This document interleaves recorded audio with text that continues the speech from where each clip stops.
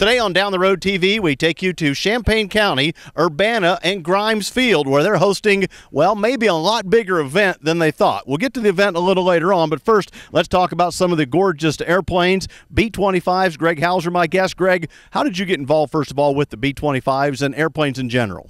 Well, I've been interested in aviation all of my life, and I am a pilot, and I do fly, and I belong to a group that's interested in historic military aviation, the Cincinnati Warbirds, based out of Lunken Field in Cincinnati, Ohio.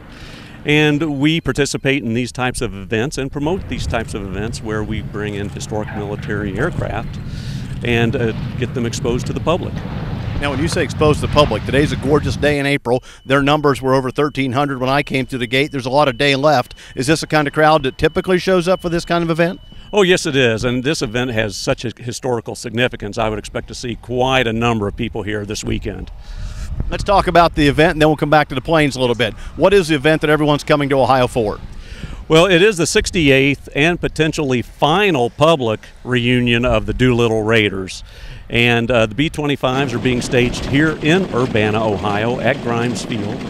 And the public event is at Wright-Patterson Air Force Base Museum in Dayton, Ohio. And that is Saturday and Sunday. And the Doolittle Raiders was the first, as I understood it, bombers that took off from an aircraft carrier headed for Japan. How many took off that day? There were 18. You know what's significant about that is that, during the spring of 1942, America was in a funk, you might say. The morale was low. We had Pearl Harbor bombed on December 7th of the previous year. We'd lost several battles in the Pacific, so America was in bad need of a victory, and this started it. This was our first real great big victory in the Pacific. It was April, and it got its name from the leader of the group, Doolittle. Yes, Jimmy Doolittle. He was picked by Hap Arnold to lead this event, this bombing raid, and his men and crew, he handpicked them all, 80 men, and they trained in various locations, but definitely in Eglin Field down in Florida. Now, as we talk about this event and all the people that came and went, and you said potentially the last, how many survivors are still there who took the actual flight? Right, out of 80 men that participated, we are down to 8 surviving Doolittle Raiders, and as I am aware of right now, I believe 4 will be in attendance at Wright-Patterson. And you said one lives right in Cincinnati, Ohio. That is correct. One does live in Cincinnati, Ohio. Tell me about the airplane. Are a lot of them? I mean, there's silvers here. There are other colors. Is color significant?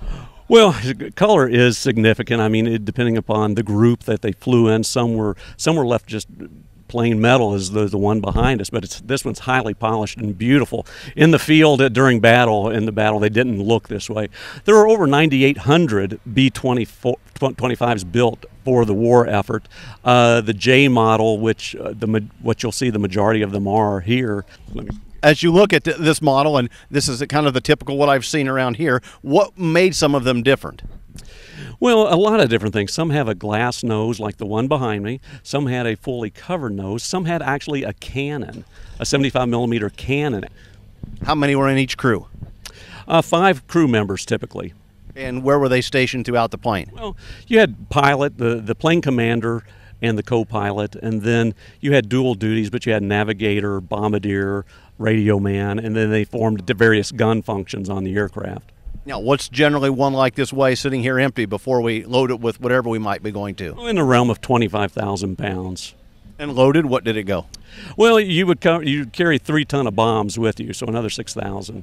And fuel obviously was enough to go from an aircraft carrier at that point across Japan and head for a field in China. And almost to China, yes. A lot of them, they all crashed prior to reaching their bases in China. As you take a look at this one, any idea how many horsepower each engine is? The Wright 2600 engines, obviously there are 2 on this aircraft, are capable of 1,700 horsepower.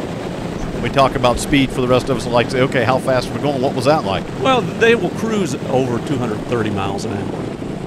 But I think the guys coming in said, well, it might be about that 190 knots they were talking. I have to make the translation. But, you know, when you take them out here and you see them coming and going, they don't look as big in the air as they do on the ground. That's true. When you get up next to them, they are quite a bit larger and not that speck in the sky that you see as they come in.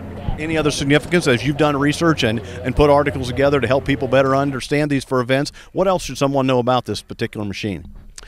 Well, it was just so instrumental. It flew in all theaters of combat during World War II, Africa, the Mediterranean, the Pacific, and obviously the European theaters, and they were used everywhere by different countries.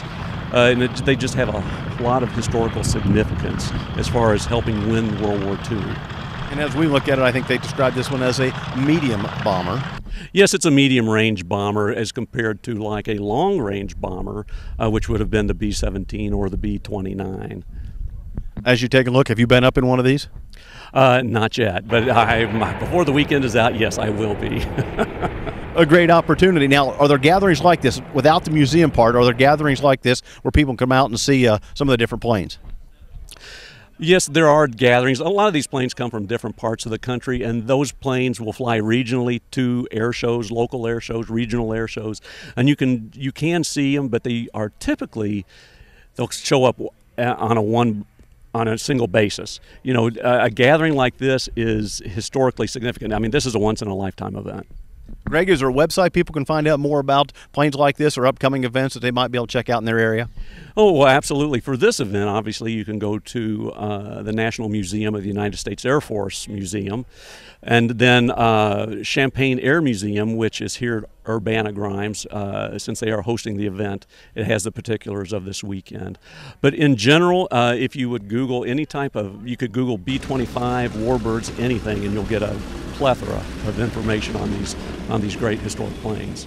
Greg Hauser, my guest. He's from Cincinnati, Ohio. He helped to write some of the history to help others better understand events like this, the significance of planes like this one. And I think if we're going to look up, we're going to have one coming in behind us just as well. So we'll give you a chance to watch this gorgeous bird come in. Until next time, I'm Dale Minyo, and we'll see you down the road.